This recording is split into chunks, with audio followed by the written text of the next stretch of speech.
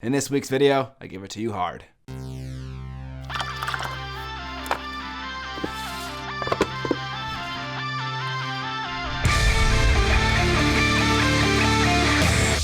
What up, mini family? I imagine parents sometimes need to be honest with their children, and I feel like a daddy to all of you, so I'm gonna lay down a smacking. Here's a bunch of harsh advice you don't want to hear, but probably should. Number 1, mini painting isn't a science, it's an art form. Trying to reduce it to a step-by-step paint plan is only gonna leave you crying about the fact that your miniatures don't look as good as someone else's despite you following their every single step. This goes for you army painters as well. Yes, a paint plan is going to expedite your hobby time, but it's not going to replace the trial and error everyone has to do when getting used to their tools. It requires a lot of hard work. Number 2, quit lying to yourself about what you can accomplish. As miniature painters, we look at boxes and boxes of minis on shelves in stores. What we actually see is fully painted armies. So we buy those boxes with the intention of painting them, but never actually do it because it turns out that it's really difficult to do. One way people combat this is with paint plans, and while paint plans aren't necessarily an evil thing, the way people employ them is. People will have paint plans that run for a very long time and include painting a lot of miniatures, and this is generally where I have a problem. Humans tend to lie to themselves about what they can accomplish, and what can happen over a course of lying to yourself for an entire lifetime is that your word means nothing.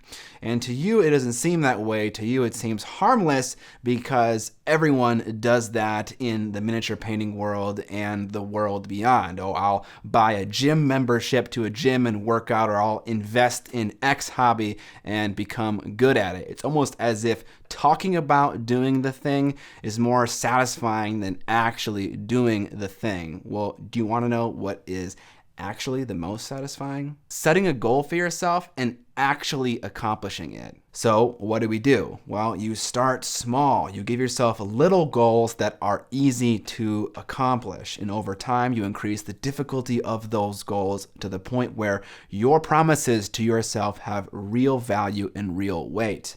Heck, you can even give yourself punishments. If I don't accomplish this thing that I'm trying to accomplish, I'll give my wife my Ethernet cable to my computer so I can't play Apex Legends for 6 hours straight.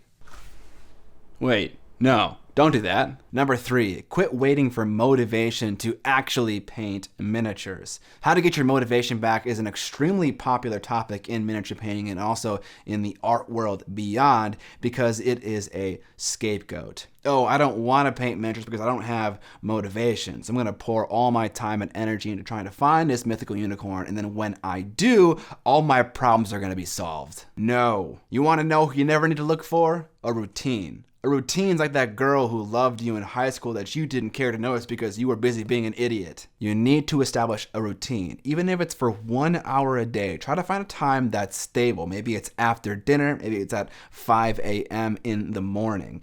If you're serious about improving at something, you'll find the time. If you're not serious, you won't. Motivation isn't necessarily an evil thing. You can use it as a boost when it comes, but when it dissolves, you know who's gonna be there waiting for you? Good old faithful routine. Number 4, stop with the tools. Your paints, your paint brushes, your primer, and your airbrushes are not what are stopping you from being an amazing miniature painter. Sam Lenz paints award-winning miniatures with the paint that he has and crappy synthetic brushes he gets from Hobby Lobby in bulk. What's your excuse? This is not a thing that's unique to the miniature painting world and is often referred to as gear acquisition syndrome. You care more about having the perfect loadout than you actually do doing the thing the loadout enables you to do. Stop worrying about having the perfect loadout and start worrying about how to put a dent in that massive plastic pile of shame in your closet. Number 5, stop using the excuse that you don't have artistic talent enough to be able to paint miniatures in the way that you want them painted. Talent is something that you cultivate over a long period of time with a ton of hard work. Anything worth something in life is worth working very hard for. What are you going to work hard for? Learning how to wet blend or putting up W's in Apex Legends? It's a good game. What do you want from me? Number 6, get used to being unhappy with your painted miniatures. Over the course of painting a miniature, what happens is we become better artists. You learn from your mistakes, you find out what tools and materials you have a preference for, and you start to figure out what your process is. So you can paint a miniature better. And what you could do is you could strip the miniature and repaint it. And you could do that over and over and over again for a millennia. And you know what? You'd probably improve a little bit each time. But variety is the spice of life, and you would die of boredom if you did that. Don't strip paint jobs that you've done sometime in the last 5 years. Let it exist as part of your miniature painting history, a breadcrumb trail of improvement, as it were. Heck, you could even derive motivation from that. In addition to this, most likely you're not a professional miniature painter. So have fun with the process and stop stressing about the end result so much. Number 7, paint more fucking miniatures. There's a reason why I scream it at the end of every single video as opposed to saying it in a polite way, and that's because it could be misinterpreted as a tagline as opposed to being what it is, which is a command.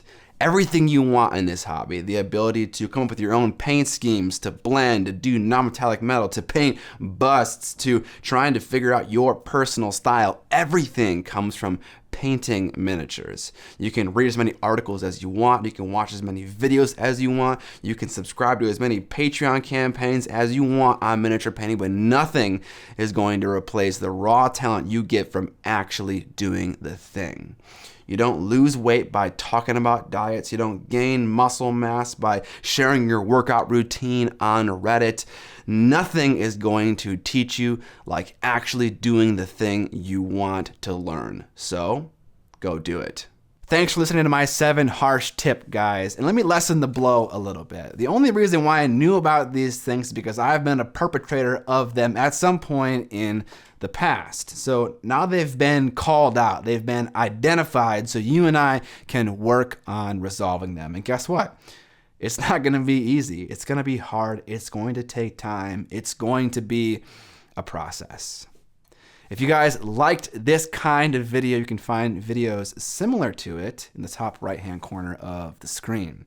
If you like the channel and you want to support it, you can find multiple links in the description of this video to do so, namely a Patreon campaign with a bunch of fun rewards like a Discord server, a merchandise store where you can buy t-shirts with my logo on it, and an Amazon shopping link that you can use while shopping on Amazon. Subscribe or die! And most importantly, don't forget to paint more!